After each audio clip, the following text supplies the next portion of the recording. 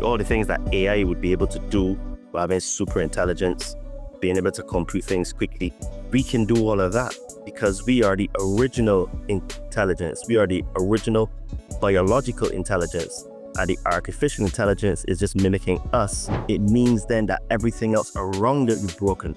Because if you have real money, you can have real health. Then if you have real health, you can actually have real spirituality. Because you wouldn't be needing to sell suit of spirituality for a buck in order for you to live, right? So because the money system is broken, which is our purpose, this is the reason why we are not able to see that we're killing ourselves now. So the food is killing us out. Do you think that the powerful bloodline families that control our reality are, in a sense, hybrid offspring of these beings? Getting into shape means you have to have a change in habits. A change in habits means that you stop eating the garbage food that you're eating. If you are new to this podcast, please don't forget to like, subscribe, and to share, because that helps us to be recommended in the algorithms. If you would like to support this podcast, please check out our merch store on Amazon with the brand Todd and Me. We've got some cool t-shirts, tank tops, hoodies, and sweaters. Link will be in the description of this podcast. And if you're now starting a spiritual journey, you would like to start a spiritual journey, or you're currently on a spiritual journey and you would like some help removing some fears and traumas, please hit me up on my Instagram at Adriano_246 and it will help you to get some magic mushrooms. Enjoy the show and stay tuned because we have some more great content coming soon. What if the story of humanity isn't one of freedom, but of enslavement? What if the gods of ancient Sumer, the Anunnaki, weren't myths at all, but powerful beings who engineered our very existence? Hello friends, welcome to the Conscious Man 7 podcast. I am your host Todd Cave, and in this mind-bending episode, I was a guest on the Forbidden Knowledge News podcast hosted by Chris Mathieu, and I take us deep into the shadows of history to expose the matrix builders, those who designed the prison we mistake for reality. From extraterrestrial factions fighting for control of Earth to the invisible systems of mind control that shape our daily lives, nothing is off the table. This conversation will challenge your beliefs, ignite your curiosity, and force you to question who is really pulling the strings. Strap in, because once you hear the truth, there's no going back. When truth is blurred by lies and misinformation, perception becomes reality. What will you perceive your reality to be? Liberate your fears and walk with me. Sit down and meditate. Connect with your soul.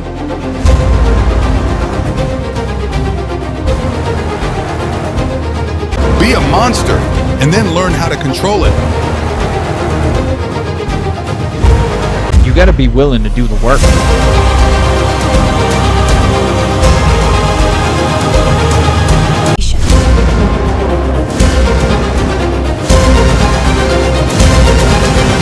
So it really goes really deep in terms of words and etymology and what they mean. So this is why it is really hard to really crack the matrix, because there's so many levels and layers to it, you know? Today I want to welcome Todd Cave. He is an online fitness trainer, helping spiritually inclined individuals live with greater vitality. He's also the host of the Conscious Man 7 podcast, where he explores ancient hidden history, spirituality, the evolution of human consciousness, fitness, and much more. Todd, welcome. How you doing? Hello, my friend. I am doing really well and happy to be here. It's great to have you, man. Looking forward to this discussion. You've done some incredible deep dives into many of the same topics that we cover here. But today we're going to share your research into our hidden history, the human creation story, and the possibility that human evolution may have been seeded by non-human entities or humanoid beings in our ancient past, known as the Anunnaki or Anunna gods. And there's endless possibilities we can discuss as it relates to this topic. But before we get too deep, this is your first time on. Tell us a little bit about yourself and let the audience know how they can find more about you. Okay, so my name is Todd Cave and I was born in Barbados. and I am an online fitness trainer. I help spiritually inclined people burn fat and build muscle. And I'm also a podcaster, so I am also on the other side of the conversation most of the time. And my podcast is called The Conscious Man 7, available on pretty much everywhere: Spreaker, Amazon, Deezer, Podbean, Spotify, everywhere. YouTube, Rumble, BitChute, Odyssey. I tend to spread myself far and wide because I have some really good conversations as well. And we talk a lot about the evolution of human consciousness. Some of the things that we're going to talk about today, we also cover on my show. And I also try to have different perspectives on some of the research that I have done. One of the things that I really like to talk about is plant medicine and psychedelics and stuff like that, because they've played a huge part in my journey, my awakening, and who I am today as both a coach, a man, and also a fellow light bearer, because I have chosen to, put my head above the pulpit and help to spread this message that we are greater than we think we are, and the power of the universe is inside of us. What led you to look into our ancient past? For me, starting with conspiracies and paranormal phenomena ultimately led me in that direction because it all does seem to be connected in some way. But where was it for you? How did it lead you down that road?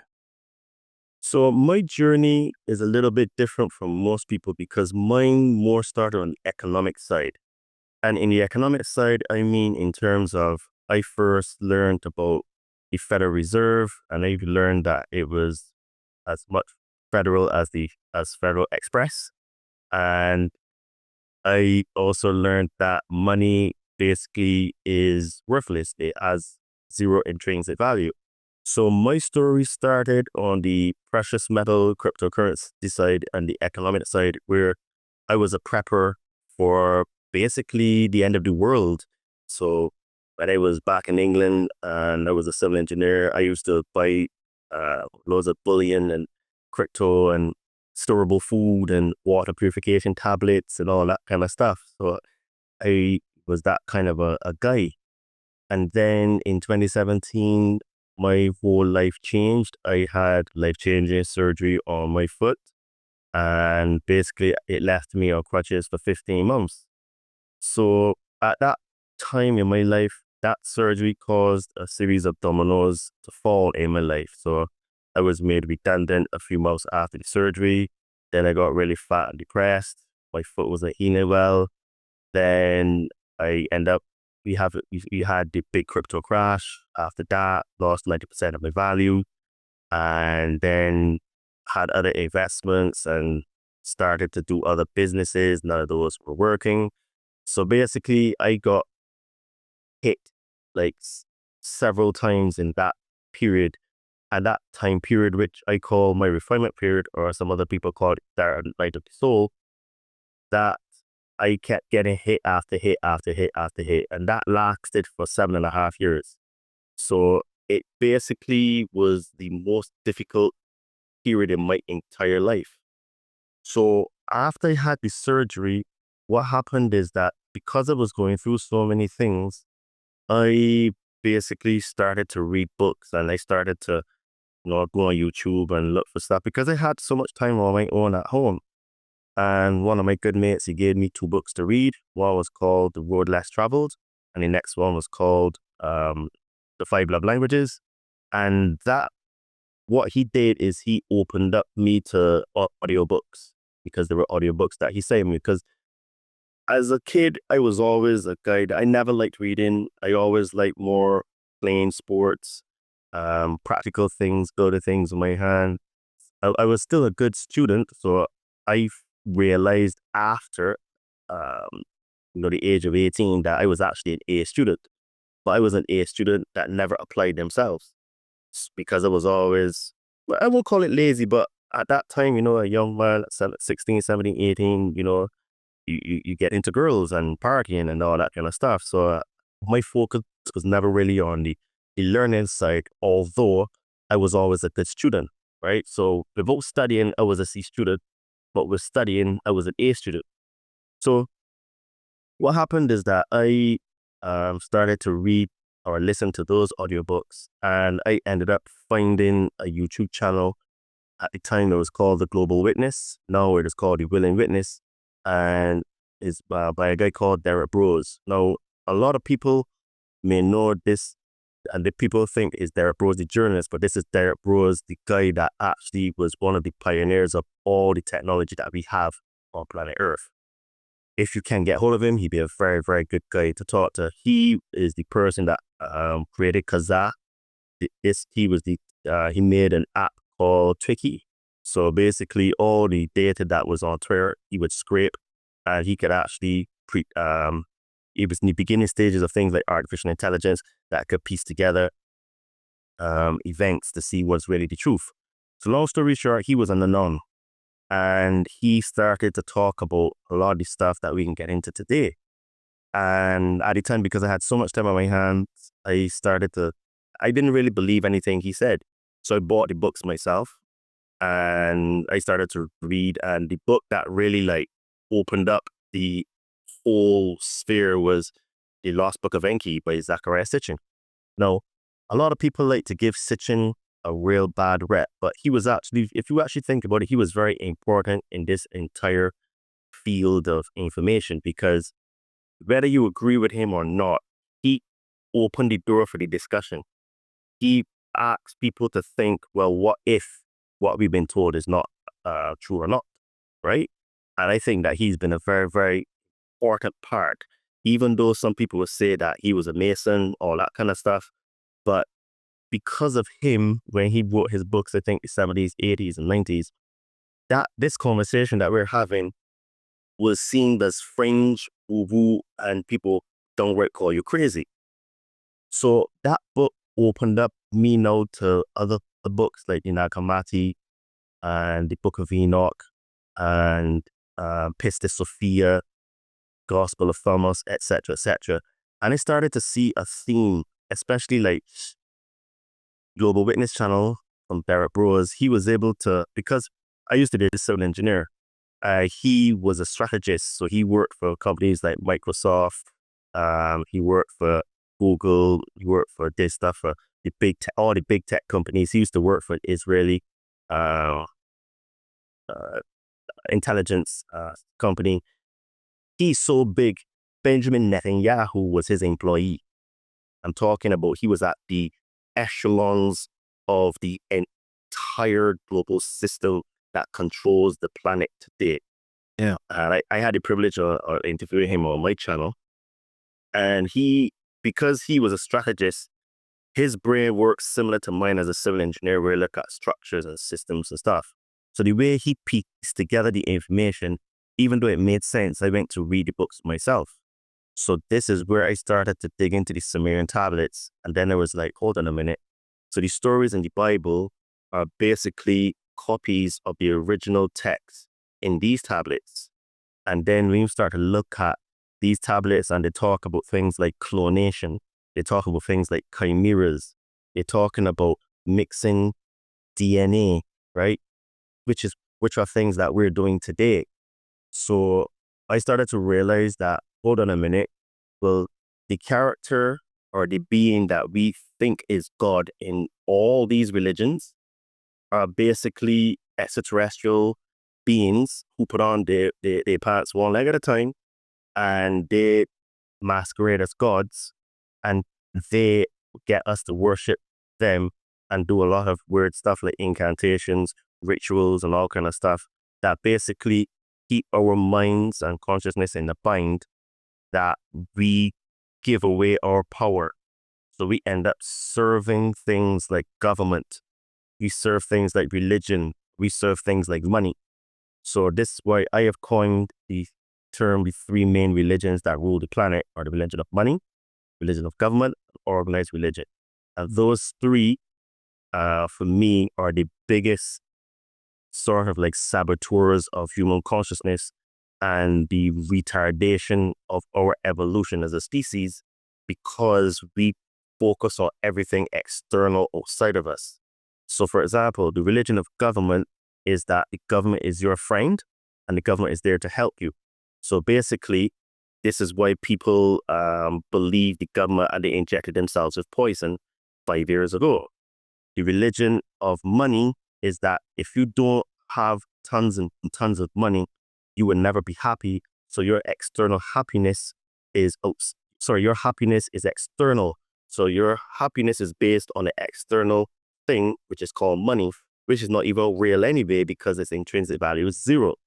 Money was supposed to be a form of energy exchange. Then you have organized religion that takes the understanding and the knowledge, the gnosis, that the divine spark inside of you that dwells in you because the Mother, Father, God is in you, is part of you, you are it, and it is you.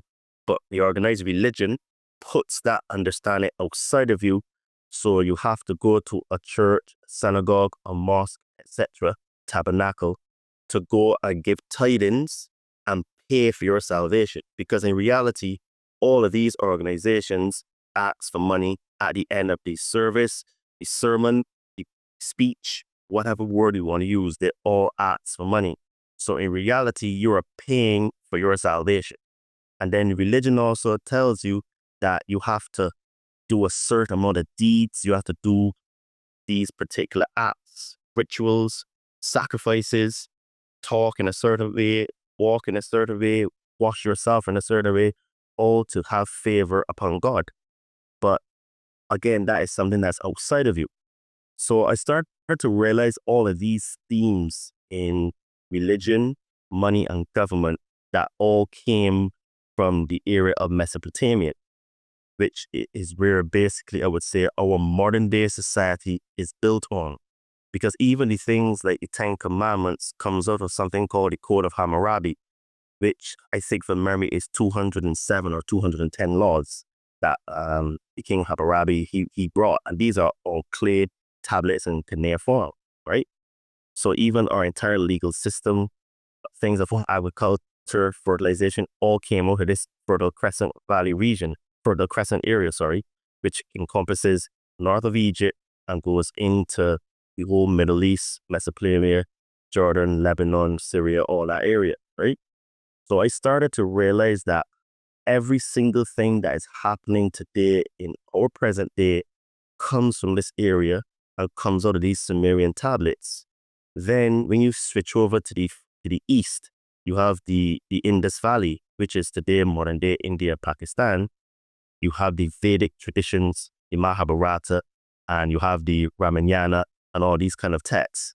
And these texts are very similar to the Sumerian tablets, which talk about sky gods that came to earth, made humans, and they came in these flying cities they call Vimanas. Now, the Sumerian tablets talks about spaceships, talks about spaceports. So it's just different terminology, but the exact same history, or even if you don't want to call it history, the exact same literature and stories that are told by people that were separated with different languages in different eras at different times that are pretty much the same. So I always tell people that if you want to understand present day, you need to go back in antiquity and look at the patterns, because even though history is not the same, it rhymes really, really well.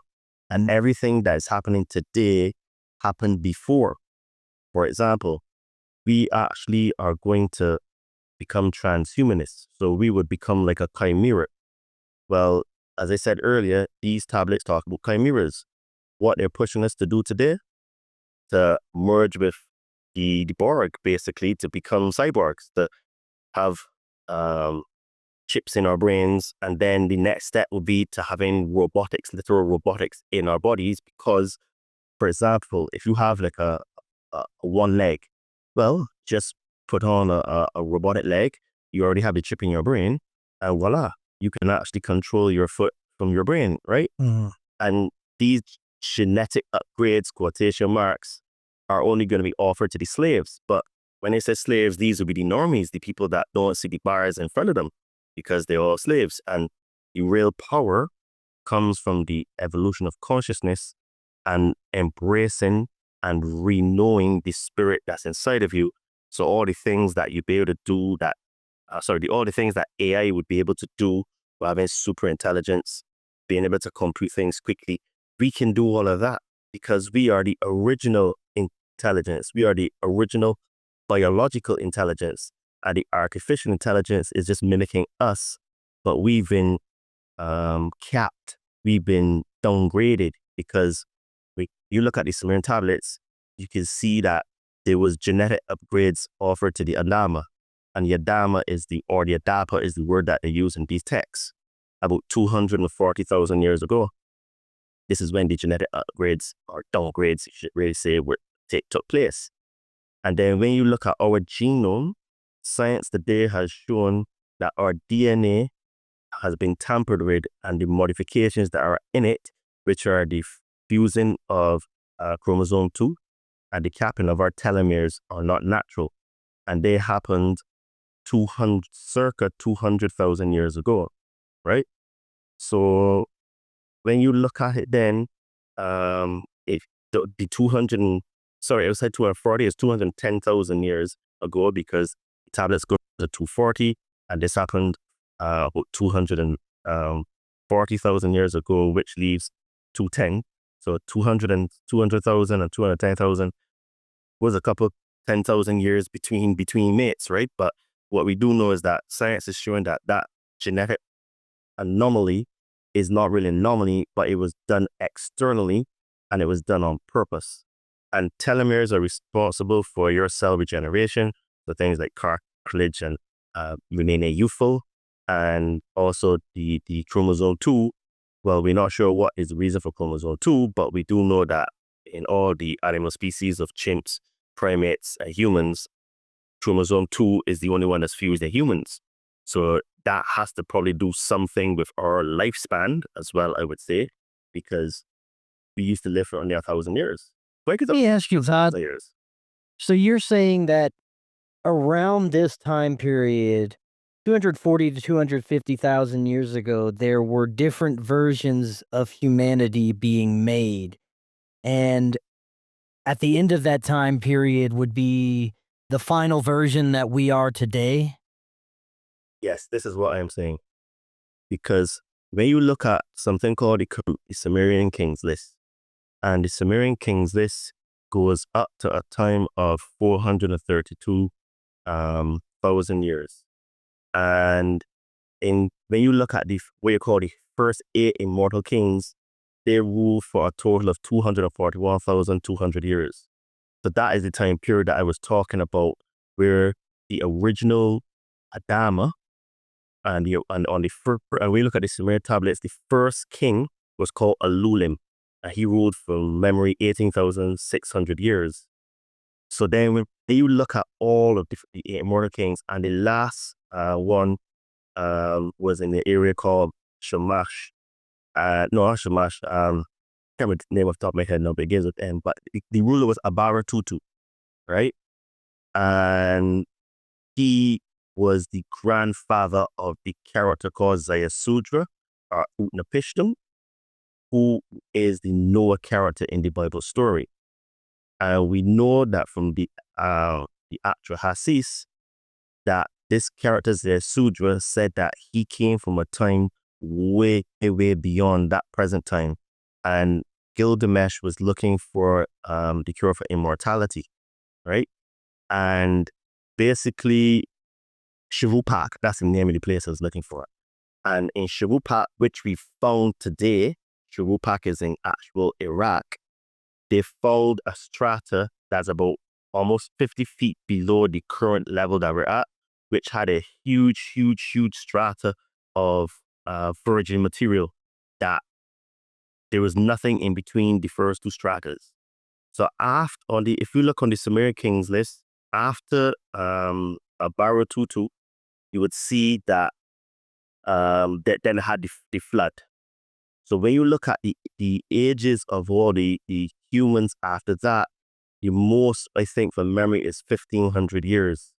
So I infer that this is around the time that the receding of humanity, where the Genesis story comes out of, because Methuselah he lived to 969 years. So that is within the same time frame of when the receding of Earth happened, and the ages would be more in alignment, where 900 years would be normal, right? And what's happened is that bit after bit after bit, they've tweaked and tweaked our DNA. And then when you look at the Genesis story, God, quotation marks, said that I will limit the age of man to 120 years. Now, my hypothesis of that is because we were living for so long before, it means that we were ultimately we would become smarter. Because as human beings, as we live longer and we live for a very short period of time, when you become 80 years old, if you've done the work on yourself, and that's the caveat, you are generally a much different person than when you were in your 20s. You view life differently. Your practices would be different. Your view and outlook on life would be different. So in order to have a control system for humans to be slaves, you have to have them living for a shorter period in time. Because if you have humans living, just say humans live for 3,000 years, right? Which is minuscule in comparison to the 18,000, 36,000 that humans were living before. Even at 3,000 years, I am willing to bet anything that your spiritual practices would be way different from when you're 60. Because you could say that at 60, you'd be now starting to, quotation marks, wake up. But if now you're living, even said 2,000 years, just the time between when Yeshua died to where we are now, I mean, your level of consciousness will be way beyond anything today, right? Mhm. So this is why I am saying that when you look at the circumstantial evidence and all the archaeological data, tablets, and everything together, you can see that there's a deliberate attempt to dumb down humans through the science is showing that our DNA was tweaked. You can see a difference in age from humans from the Sumerian tablets. The Bible tells you that God, quotation marks, said that he's going to limit our lifespan. And then when you look at modern day practices today, where we've gone so far away from God now that debauchery and all of that kind of stuff is normal, is accepted. Everything that is bad is good, and everything that is good is bad, because I can't remember the quote exactly, but it says, the further a society goes away from the truth, the more telling the truth will become a crime or will become disliked by those who are not living in truth. If there's a quote, something like that. And this is where we're at now, which is on purpose, because we're just like automatons walking around, just serving these gods, worshiping money. Then if that doesn't catch you, you're going to the church, the mosque, the synagogue, paying alms for your salvation. And then you got others that just think, well, I don't have to do anything. The government's just going to take care of me because the government's my friend. So when you look at all of those things together, I say that we are being controlled by an extraterrestrial group of beings who appear human, have much higher level of consciousness, technological prowess, knowledge of the stars, and knowledge of humans that are controlling us from behind the scenes. So this is why everything today now is the way it is. Because just like yesterday, I saw that they want to bring out artificial butter. And guess who's at the head of that? Slick Willy Will. Oh, You know, yeah. you know what I mean? He and they're gonna use carbon, right, to do it. So they're gonna take it out of the water and carbon out the atmosphere. Now, the thing is, right, is that whether you want to say that eating meat or fish is good or bad, what I like to say to people is that your preference is your preference. But what I do know is that prehistoric man didn't have cancers and wasn't obese. He didn't have all of these addictions to sugar and salt because we were basically hunter-gatherers. We would just eat meat or fish, cook it there and then, and that was it. When we got a little bit more advanced, we found salt, and we would heavily salt the fish and the meat, dig a hole underground, and wrap them up in leaves, and that would protect them. And then you come back, wash it off, and cook it. So if you stick to the basics like that, you can eat whatever you want, right? But what they're doing then is that they're using all of these veganism and climate changeism, socialism, and then this capitalism, all the isms that they're putting together, right? Then you add in the LGBT, HDMI, PhD, whatever it is now today, to further divide us, because what it does, it keeps us fighting against one another, and we just take sides, and then they're still taking advantage of us. They're still controlling us. So we look at the entire big picture. It's clear to see that we're being manipulated, and that right now we are on the precipice of killing ourselves, because the food that we eat isn't real food. And I think that comes from the whole value system. I think the economic system is the cause for everything in this entire world. And the reason why I say that more so than anything else is that the way humans operate is, whether it is a barter system or it is just a favor system, is an exchange of energy system. So if I am nice to you, other people be nice to me. That is an energy exchange. Money was supposed to encapsulate that energy exchange. But if the whole concept of us living together, helping one another, being kind to one another, is a representation of money, because money is energy, if the energy system is broken, it means then that everything else around it is broken. Because if you have real money, you can have real health. Then if you have real health, you can actually have real spirituality, because you wouldn't be needing to sell pseudo spirituality for a buck in order for you to live, right? Because it'd be all based on the energy exchange system, which is basically what makes our society. Everything works off of positive and negative. So once there's that balance, that equal going and equal coming, you have a fair exchange system. So because the money system is broken, which is on purpose, this is the reason why we are not able to see that we're killing ourselves now. So the food is killing us out. Then they're killing us out by poisoning our minds with all of the social media and the movies, right? Then they're getting us to jab ourselves as poison. So that's killing us out as well. Then that is causing us to have reproduction problems, because those people that are jabbed, reproduction is very low amongst them, especially for women. You have a lot of miscarriages. And then even if the child is born, the children have complications, because they're not real humans anymore, because the DNA has been altered, because it's been proven now that the jabs are from gene therapy. So that means you are no longer classified a human in terms of your genome, right? You're an actual hybrid. You're a chimera as of now. Wow. Now, before we get too deep into that, let's go back to these beings themselves, the Anunnaki, the Anuna, and have a better understanding of what exactly we're dealing with. You said that they're extraterrestrials. I've heard so many different understandings of what these beings could possibly be. Everything from extraterrestrials to demons and interdimensional beings, everything in between. But what is your understanding of what these beings really are?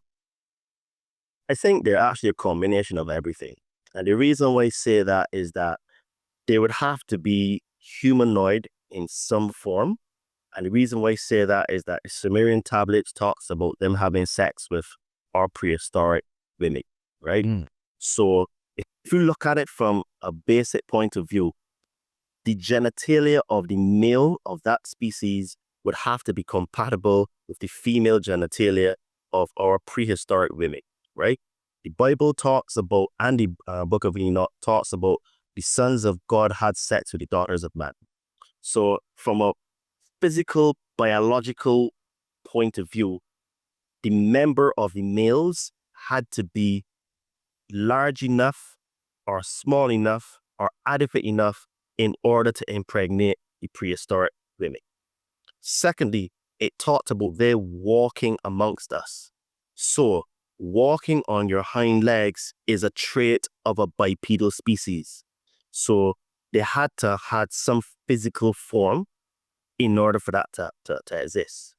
Then they talked about them having, they've taken their essence and mixing it with theirs. So again, there had to be some sort of compatibility in the species. Now, I do get where you can infer that they would be extraterrestrial, non-physical beings, because when you look at the Nakamati looked at it from a very spiritual point of view and energetic. So the demiurge, who was called Yaldabaoth, which I lean towards, and that's more Marduk in the Anunnaki pantheon. He or it is in the Nagamati is very much a spiritual etheric being, because the Nagamati talks about how Prime Creator created himself, but from nothing I was everything. And then because he was everything and nothing at the same time, he created the universe so the universe could create him.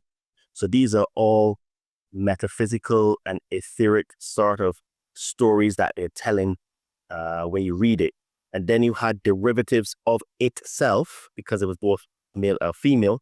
So you get first mystery, second mystery, you have triple powers, you come down to the Zoe or Barbello / Sophia. And then from Sophia, you get Yaldabaoth, which was the demiurge, because he was basically retarded because she didn't use her male counterpart inside of her, right? Yeah, I say retarded, because it was deficient, right? That's the first time I've ever heard Yaldabaoth called retarded. I just thought that was hilarious. So basically, the Nahamati paints it as a very etheric thing. Now, what I would say is that this is why I think that it is both physical and extraterrestrial, because from the Sumerian tablet point of view, is very much extraterrestrial. From the Nagamati point of view, it is spiritual. And then the Bible is actually a mixture of both spiritual and physical. So there's why I think that they're all the same, but maybe just at different levels. And the reason why I say at different levels is that one of the 7 principles of Hermeticism is that as above, so below. So if those things that were being recorded in the Sumerian tablets, we can say it's happening at a physical level, it means then that those exact same things are going on an etheric and spiritual level, a metaphysical level, right? Because even the story that is in the Enuma Elish and the Atrahasis, when Marduk went to war with Tiamat, this is a cosmic battle. They're being described as planets. So these things could also have occurred on a cosmic level, right? So I think the problem that we have as humans is that we've been conditioned to think linearly instead of multidimensionally, right? Because what is happening here on Earth is actually happening on the higher realms. So if those things are happening, and also we have evidence from places in Peru, we also have places in North America where we have the elongated skulls, the up to 30-foot skeletons that were found that have been covered up by the Smithsonian. So when you go back to in the archives, you see skeletons that with pictures of people that 3 times the size of a human, right? And then those stories just disappeared, and the Smithsonian said, oops, nothing to see here. No, you're mistaken.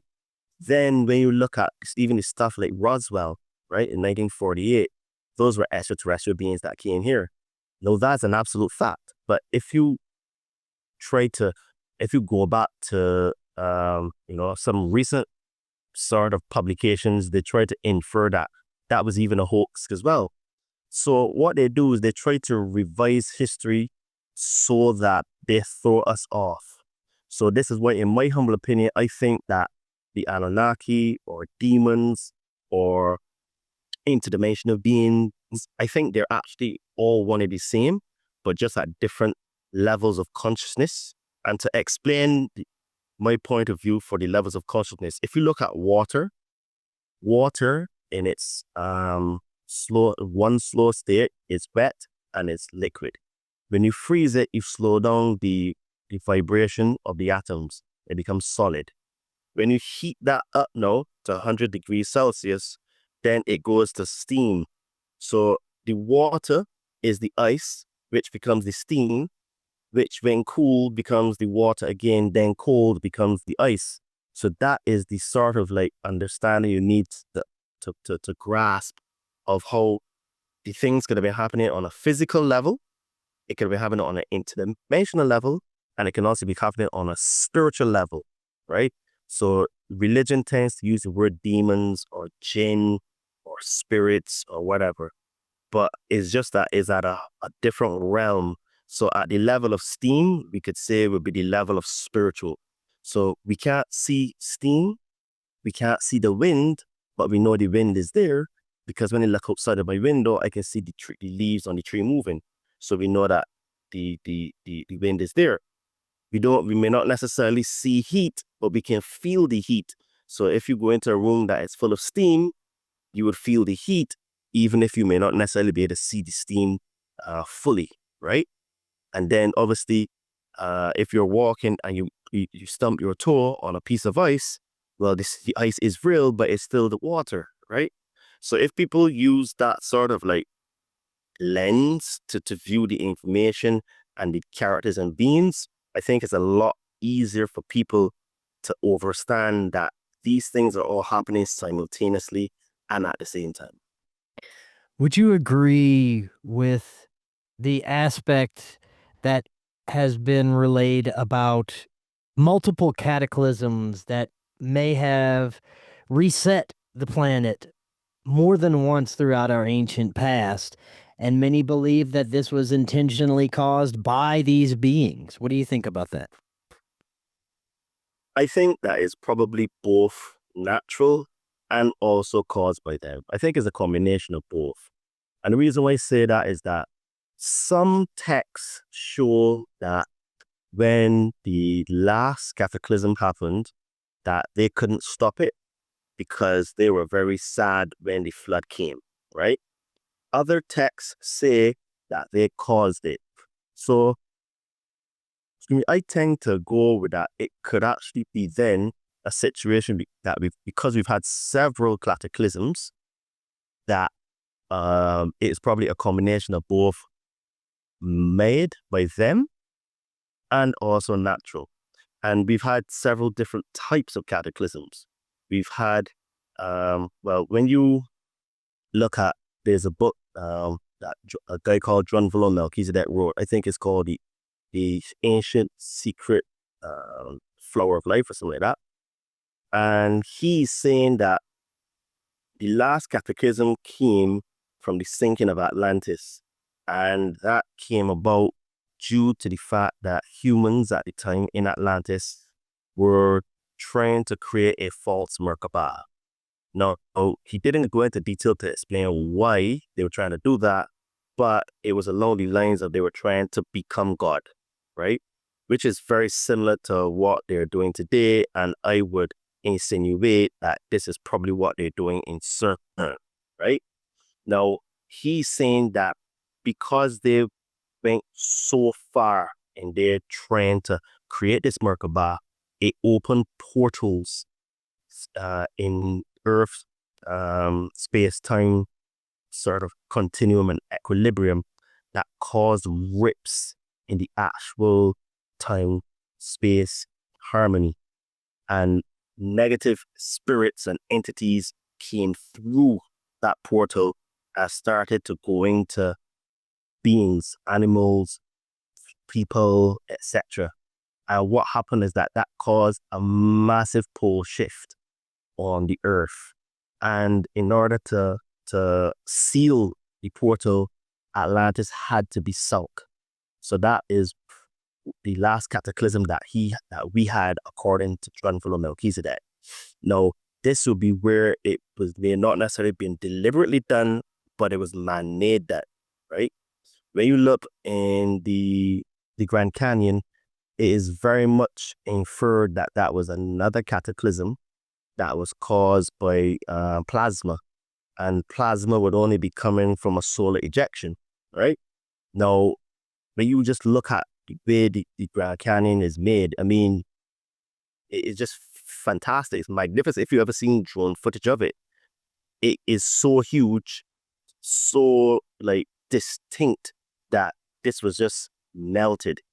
And then the Native Americans, they all have tales that they were taken underground and saved. And in fact, there are tunnels, there's a hidden city, there are hidden like places that you could have a civilization. In fact, I watched, I can't remember who it was, but there was this old elder, Native American elder, and he had a small tablet that he carried on from his ancestors, and it actually had cuneiform on it, right? So it means then that there was contact between the two civilizations. So they also have tales of cataclysms. The Navajo and the Hopi taught the ant people that they were taken underground by the ant people. So I would say the ant people would be the Anunnaki or the Anunna gods. And they have these petroglyphs that show that they were bipedal, but they look like a different race of beings, right? So my point is that there's plenty of evidence that there have been many cataclysms on Earth. When you just look at the geology of this planet and you look at some of the underground cities, you have underground cities under Japan, you have underground cities out there by Bermuda, off of Cuba, right? You have underground cities in Lake Vaughan, which is the old Armenian Empire. So with King Ike, and Haldi. So, we have a lot of evidence to show that there have been many cataclysms and many cycles. And then just go back to the Sumerian tablets, you see there are many cycles as well. And even Genesis, there's more than one flood in Genesis. And then you have the Sodom and Gomorrah incident. Now, when you look then at places like Mohenjo-Daro in Pakistan, you will see that there were wars that could have been extinction events for the people of that time, right? Because in Mohenjo-Daro still, you have people that have been pulverized and just like completely ready.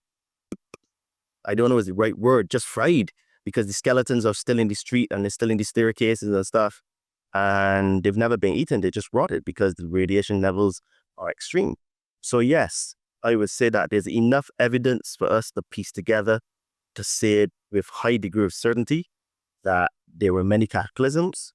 And I think that we need to start using better words because we were not there. We do not have 100% proof. And the problem that we have now is that people like definitives, but like I tell one of my mates, when you get into this realm and this genre of information, you can't have 100% definitives because we were not there in antiquity. So there's no confirmation that was even written is 100% true without any error. So I would say with high degree of certainty, yes, they were both man-made or extraterrestrial made and natural cataclysms that have reset humanity. And one of the telling signs of that is our construction techniques and abilities. Because if you go back to places like Egypt, Machu Picchu, you go even to Baalbek in Lebanon, you see all these megalithic structures that clearly whoever was there had the technology, the knowledge, and the ability to manipulate stone in a way that we simply don't have today.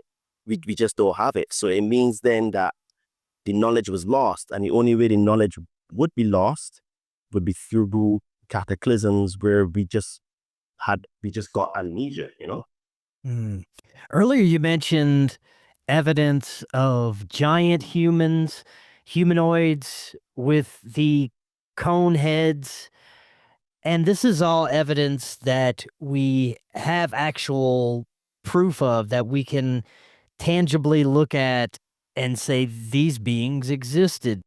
Does this say to you that there were different types of extraterrestrial beings that existed at the same time as humans, but many different types of them?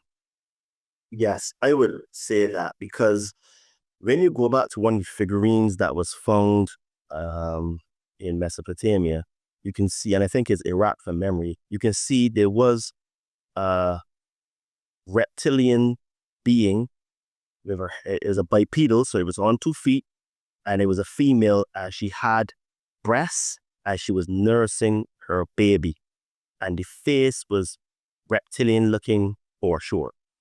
Then when you look at some of the petroglyphs, you see again bipedal species with the beings having like ants' heads and tentacles coming out their heads. Then the same things that you're talking about, we have, it was in Peru from memory, that they found these elongated skulls, and one of the traits is that they have red hair. And the thing is that when they did test on the actual DNA, it came back, it is not human, right? And those elongated skulls, this isn't just from binding the skull, they have extra size craniums, which means that they can have bigger brains. So that alone means that it's a different species. So then you have, some of the other beings that, we have in our folklore that would have had to have come from somewhere.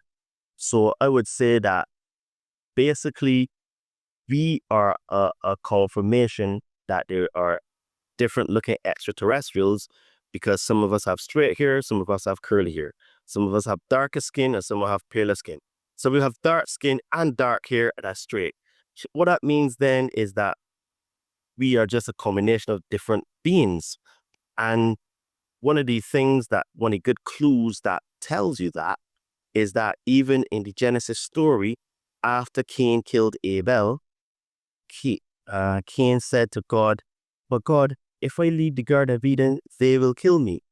Now, one of the questions that people need to ask themselves is, who is they? And why would they kill him if Adam and Eve were the only 2 people in the world, right? No, that's a different conversation, but I just bring that up for people to ask questions. But here's the part that people miss. God of the Bible said, "Don't worry, Cain, I will put my mark on you," right? Now, by putting his mark on him, that infers a genetic marker that when people outside see Cain, they will know it is him. And when you dig further, it is supposed, there's a lot of circumstantial evidence to say that this was basically that his color of skin meant that he was of from the God of the Bible, right? Now, when you see, when you go into the Sumerian tablets, you see that one of the regions that was given to Inanna or Isis or Ishtar, because those are 3 names, was the Indus Valley. And the Indus Valley have a high level of consciousness in terms of through Hinduism and stuff. But if we look at all of those people in that region, they look the same, right? So Isis, my supposition is that they looked like Isis. So Isis was probably Southeast Asian looking, because all of these Anunnaki beings put their marker, which means that you would know that, oh, you belong to Isis, or you belong to Enlil, or you belong to Enki. Okay, but I know not to mess with you. Or if I do mess with you, know there's repercussions, right? Because this is why the whole mixing of the people was kind of like, they didn't really like it, because now you're mixing the bloods because they're different factions. And that has translated into our present day consciousness, where some people go mad for colorism. And they don't use the word race because we're one race, we're a human race. But the genetic markers has bled down from those times. So yes, I think that our different color skin is a confirmation that these extraterrestrial beings were of different races themselves, and the elongated skulls confirms that that's one type of people.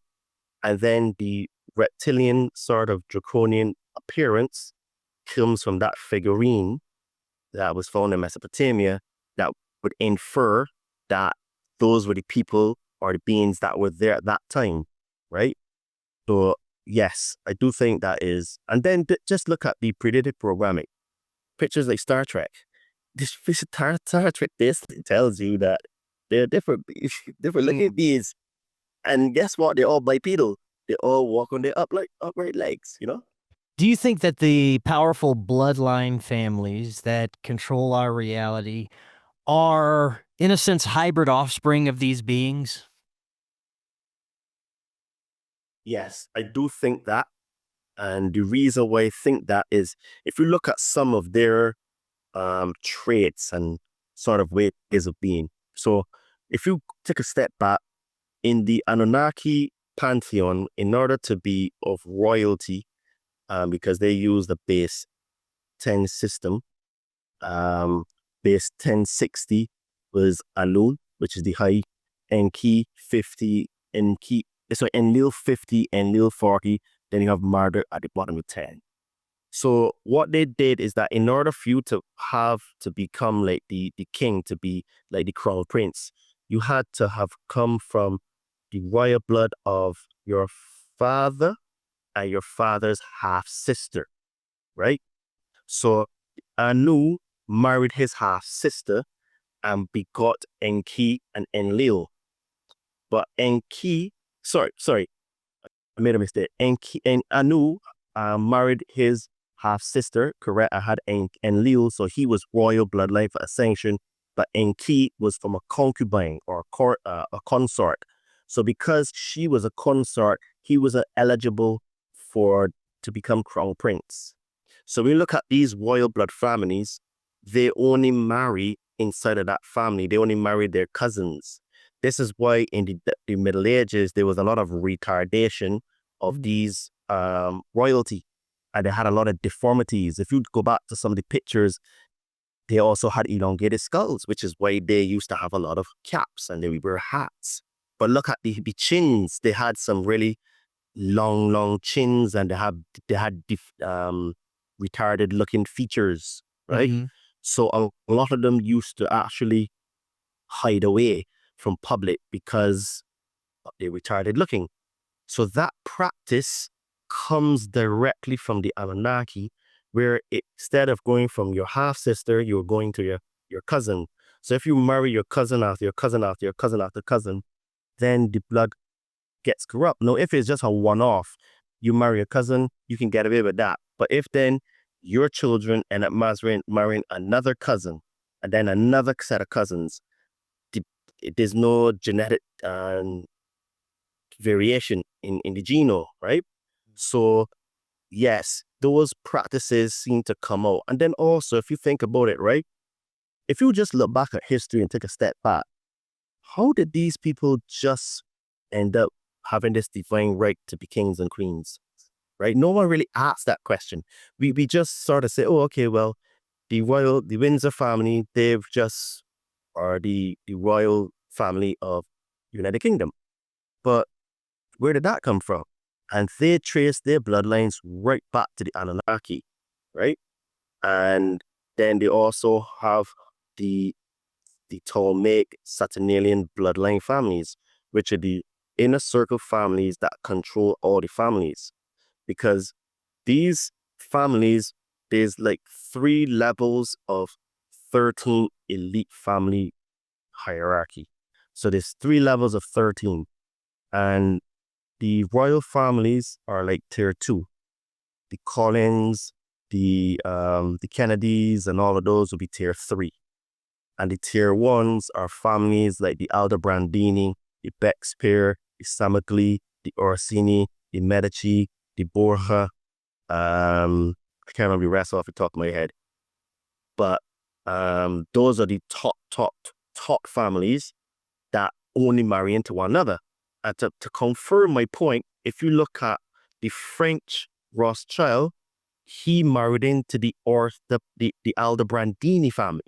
So Princess, or I think she's called Lady Aldobrandini, the Rothschild family married into them. It wasn't the other way around, right? Because they're higher tier.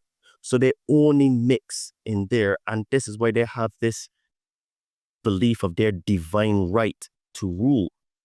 Because no one questions, well, what made them, just become rulers?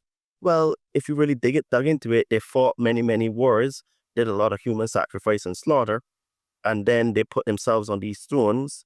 They think themselves as gods, and we are just their subjects. So would you say that they also are accessing a spiritual layer of reality using black magic rituals, sacrifice, like you just mentioned, to commune with negative spirits?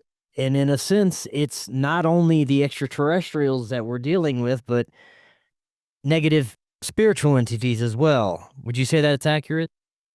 I would say, yes, that is pretty very accurate, because when you look at the stuff that's going on now with the child sacrifice, now, there are stories that if you start to dig into, you would see that there are chambers under the Vatican that do a lot of these acts that were done in the open.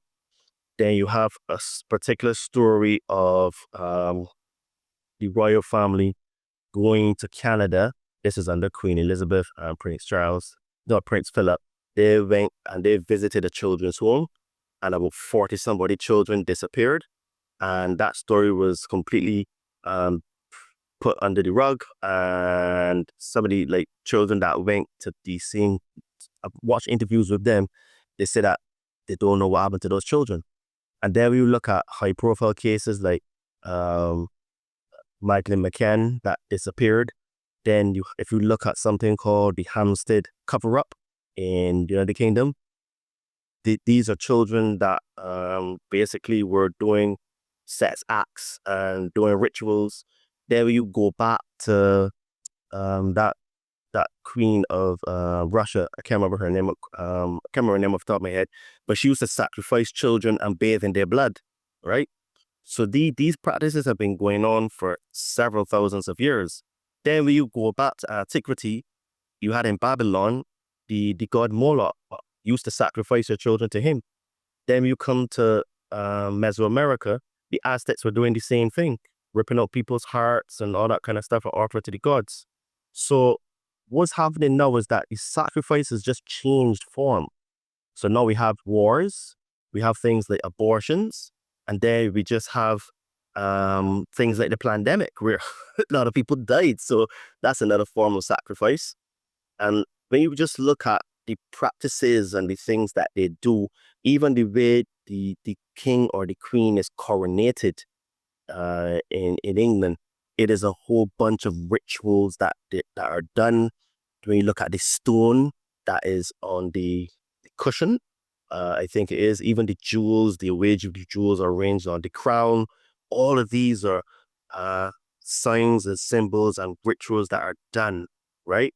And then just look no further, Jimmy Savile, he was Prince Charles's best mate, right? No, not even Prince, he's King Charles now, right?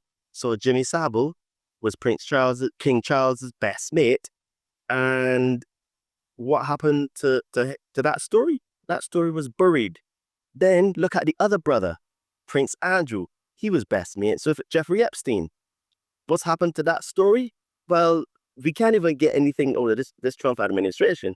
So you can see that the saying that goes, birds of a feather flock together, doesn't fall too far from, they say the apple doesn't fall too far from the tree. So if you're best mates with these people, it means then that in some form or fashion, you are involved in these things. And some of the things that they did, like necrophilia in terms of Jimmy Savile, Jeffrey Epstein, he was into eugenics, right? So these are all practices that these elites do. And I think from memory that there was a eugenics society up to like 1920s that was kind of like sponsored by the Lucis Trust, you know, and the Lucis Trust used to be called I think it's called the Lucifer or something or the other from memory. But they changed their names to throw us off, you know. But yeah, Lucis Trust isn't too far from Lucifer. We got a few minutes left. I'd love to get your thoughts on what has been unfolding the past few years. Many believe that the ruling class is openly rolling out this new world order, global technical AI surveillance slave system, and that is one of the end game goals for their ultimate control. Do you think that is what's happening right now? Absolutely. Now, if you look at what is happening now, it is just that they're being more open about it. But this has been in the work since many, many years. So what we have now is in 2000, after 2001, it was found out that the CIA was mass gathering a lot of intelligence and data on everybody pretty much around the world. United States for sure and across the world. But because GCHQ and the FSB, all them do it, right? And now that has been subcontracted to a company called Palantir, which as of recently this month they had their first $1 billion revenue year. And what it is now is that all the data that we put online, this is why all the countries now, so the United Kingdom is started to bring in measures that if you want to go into supermarkets, now you have to show your ID. The Trump administration is starting to use have this digital ID, and they bring it through the back door to track immigrants. Countries like Mexico want to bring that in now. So what they're going to do now is that they want to have the eye of Solon to basically govern the entire planet, where the stories that was being told in George Orwell's 1984 are happening now, where every single thing, who your friends are, what you think, what you say, even in your own home, right? Because you have washing machines and fridges and toasters that have a Wi-Fi signal, so they can listen to you at all times. The whole idea is to get every single ounce of data and biological material about you so that they can track, trace, and database you so that they can arrest you for thought crimes and pre-crime. So one of the things that Palantir does is that they have a system now that can determine if a person is likely to be a terrorist, which can be then subbed down to another level to be if a person would commit an act. So the whole Black Mirror, the whole Minority Report, the whole pre-crime and thought crime thing is happening right in front of our faces now. But what they're doing is that they're making us get distracted with the wars in Iran, the war in Ukraine, the LGBT this and that, the Epstein files, which the Epstein files are important. But all of these are things that they're doing to throw us off, because what is coming for humanity is eerie. So for example, in 2026, we are going to have the first artificial intelligence humanoid robots that can be bought, that you can be used for sexual pleasure. Oh, wow. We will say that again. In 2026, you will no longer need to go on a date with a woman. If you are a simp, you can buy an artificial intelligence humanoid looking robot and you can have sex with that. Oh, wow. Yes. So what that is going to do is that's going to further pull you away from humanity, interacting with human beings, and it will put you into this vicious cycle of all of your data is going to be given into, because that artificial intelligence will become a listening device for them, because it will be in your house and it will know your innermost thoughts feelings, beliefs, right? And then when you add in now the track, trace, and database system that Palantir is pioneering, it means then that for you to even go to the supermarket to buy eggs, milk, or whatever, you're going to have your ID.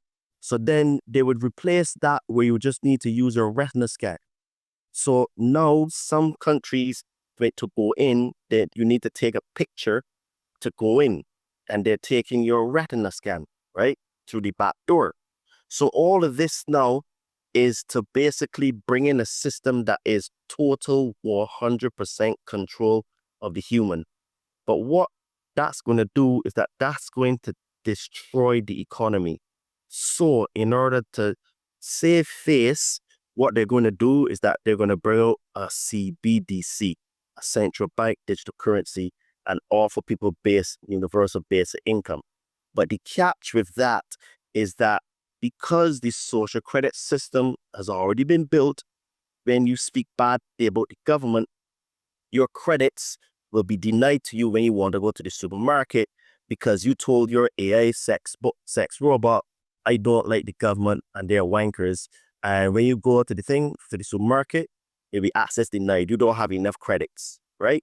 And then, okay, maybe we'll give you a reprieve, Todd, but you have to eat some bugs instead of having some lamb or some beef or some chicken. So then, no, that's just going to further sicken you. So my point is that what they're doing is that they're making us fight against each other through color of skin, sexual orientation, and whether Trump is good, Trump is bad, war in Ukraine, war in Iran, right? To first to not see what is coming our way. Because, guys, 5G was scary. 6G is going to be insane. And they've already spoken about 6G. And 6G is the muscle that will put this artificial intelligence surveillance system on a platform that they will have real-time analytical and decision-making that you wouldn't even need to go to court anymore. The AI will become the judge, the law, and the executioner all at the same time, because the AI robots will turn up at your door and arrest you because you said screw the government and F the police, right? This is what is coming, but all the other things are distractions to stop us from seeing what is happening. And 2026, those robots are coming.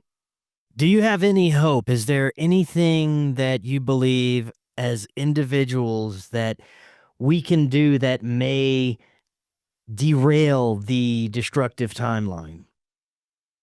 Yes, I do. And this is going to sound very, very crazy, but I can say that I've seen confirmation in myself and my clients. The single biggest act of revolution to the entire system you can do is to get into shape.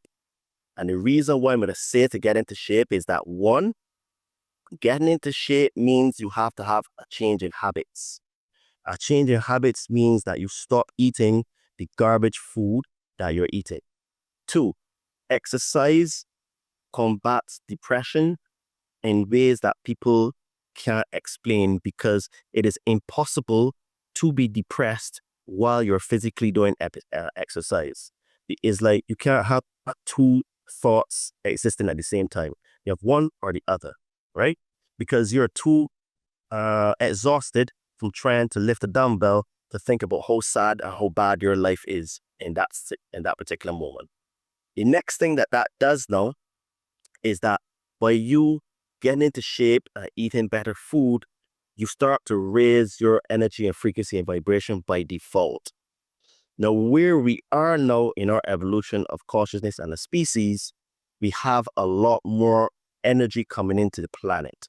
So what will happen is that by default, you are going to start to see through a lot of the propaganda and BS that is being thrown our ways through the control systems of money, government, and religion. And then the other part of that is to start to read books, because this is going to trigger your imagination and help to have the creativity in you. Because by us overly using artificial intelligence, that part of our brain for creativity is going to die. And your brain is a muscle just like your biceps. And if you stop using your biceps, they get weak. Well, if you stop using your brain gets weak. So reading books, even if you do audiobooks, that's still a form of reading because you're concentrating on what's being said, and your brain is creating mental pictures of the scene that is being described. Thirdly, meditation. I can't stress this enough. Meditation for the mind is exercise for the body. Now, the thing is that when you start to do meditation, by default, your spirituality will increase. So your spiritual growth will only be capped if your body isn't vibrating at a higher level, and your body vibrating at a higher level comes from exercise. Because the great spirit inside of you is already in you, but you will not recognize the spirit if your body is toxic, slow, weak, and vibrating at a lower frequency. So this is what I say, getting into shape is the biggest act of rebellion that you can throw to the system, because it makes you start to focus on the inside of you more so than focusing on the outside. Now, obviously, you getting into shape comes with some disadvantages of having a better physique, so you may get more attention from girls and guys, but that is just a byproduct of it, right? But the main reason for getting into shape is to, one, rebel against the system and to improve you. Because if you keep swallowing this propaganda, keep eating this garbage food and not doing any exercise, you will basically take the chip, you will become an automaton, and you will become one of those people that will have a robot as your freaking partner. Yeah. Right? I can definitely say that getting healthy was the trigger for change in my life. So I believe in everything you're saying. It's 100% correct. And I wouldn't be where I'm at if I wouldn't have changed my eating habits and started getting healthy. So right on, man. I love it. Yes. And this is the thing that and I've seen it with my clients, because I'm a fitness trainer. I help spiritually inclined people burn fat and build muscle. And what I've seen in all of my clients that are teachable and coachable and follow my guidance is that they level up in other areas of their life. They level up in their relationships. They have improvements in their business. Some get promotions. They make more money. And all of that comes from getting into shape, because what you're doing is you're bringing back a focus to your internal state and also focusing on you. Because and I work with a lot of people that have families, and all of these people that have families become better parents because they're more focused and attentive on their children and their relationships with their spouse. They have more energy that they can play and do things with them. And then they become better leaders in their household because the parents are the ones that are supposed to set the example. So if mommy is eating puka pies or Doritos or Cheetos every single day, guess what the children are going to do? They're going to eat puka pies, Doritos, and Cheetos every single day. But if the parents are eating steak, grilled fish, roasted lamb, grilled, grilled whatever, organic food, fruits, vegetables, and stuff like that, guess what the children are going to do? They're going to do the same thing. And then those children are seeing, oh, well, my father treats my mother in this particular way. So the boys are like, oh, okay, so this is how a guy is supposed to treat his spouse. And a girl is saying, oh, okay, my daddy treats my mom in this way. So this is the type of guy that I need to look for in my life. So what we end up doing just from getting into shape is that you are starting to be responsible for yourself, your family, and your progeny to come. Because it is not just about you and this immediate generation, it is about the other generations to come. and the buck stops with us, guys. We are going to have no more humanity if we today don't change ourselves and to do the easy work while it is, do the hard work while it's easy to do. Because there's going to come a time where there's going to be food shortages. There could be possibly wars. We could be dodging bombs and bullets. No one's thinking about meditation, reading books, and getting into shape at that time. But the mindset, the belief system, and the journey that you go through prepares you for that, because both journeys are hard. You can either have hard and have growth at the end, or just have hard and keep having more hard in the end. So when those hard times come, your belief in yourself, the journey you've been through to get you to become the being that you want to be, will help you to find solutions and help you to maintain your state in times of difficulty and challenges. Because how you deal with your challenges today determine your character and personality of the future. So if you want to have easy times now, it means then that when the hard times come, you're going to fold, and you may even commit suicide, XYZ, right? But if you go through this journey now, where you go through the fire, then you still can have access to the internet. You can still get audiobooks. You can still work with people like me to help you to get into shape. You can still listen to podcasts like this or Forbidden Knowledge News. And you do the hard work now. Then all of the Armageddon apocalypse situation comes. It means you said, okay, things are hard, but it's hard for everybody else. And I know I can do it because of what I went through. And you will make it work because you forged a belief that was built going through fire.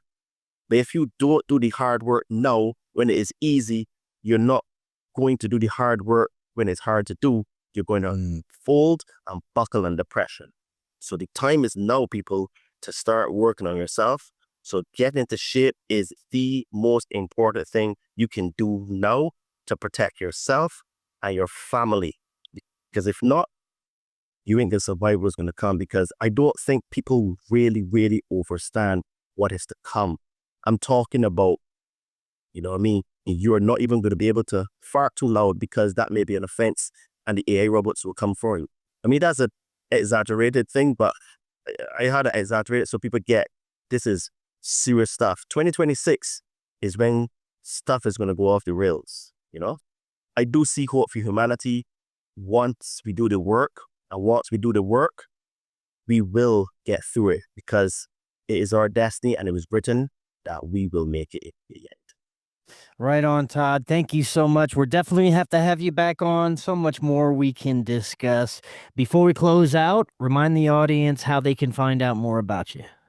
Sure. So if you like the stuff that we spoke about today and you like to hear similar content like this, I also have a podcast. It is called The Conscious Man 7, and you can find me on all episodes. And if you would like to get into the best shape of your life and you would like some help to learn how to, do exercise and learn some of the little tips and tricks and my hacks that I have, and also to grow in exponential ways, because I help the humans level up in all areas of their life, you can hit me up on my Instagram at Adriano_246, or my name Todd Cave on Facebook, and just send me a message and let's see if you're a good fit for the Compound Body Training Army. And one of the things that we didn't really get to speak about today is that humans are controlled through fears and traumas. So if you would like some help to remove some fears and traumas, I can help you to do that. I can help you to get some magic mushrooms. So hit me up on my Instagram at Adriano_246, or my name Todd Cave on Facebook, and I can help you to get some magic mushrooms. And if you would like to support the work we do, but you don't necessarily want to train with me, or you want to give it away, you can hit me up on my I have an Amazon store. The store is called Todd and Me. We have some cool tank tops, hoodies, shirts, and specs. So if you want to be part of the Compound Body Training Army and the Conscious Man 7 crew, you can visit there and you can see some cool shirts. So I have one of those shirts today. It's the Conscious Man 7 logo. Right on. That's cool. Thank you. So if you want to, help support us, you can, and also one of the things that they won't really be able to censor is your clothing. So you can support the Conscious Mind 7 crew. And yeah, so just if you go to my Instagram or Facebook, link tree to my stores there, but you can also search it on Amazon, Todd and Me. And yeah, you can basically support me there. And guys, don't forget to like this podcast. Forbidden Knowledge News is doing some great stuff. So don't forget to like, comment, and to share, because that will help him and also me to get recommended in the algorithm. And, Chris, man, it was really great talking to you today. Had a really good time. And I could talk for longer, but, Yeah, but that's why we'll do it again. Definitely have you back in the future. Really enjoyed this conversation. And until next time, everyone, have a wonderful evening. We will talk again tomorrow. We'll see y'all then.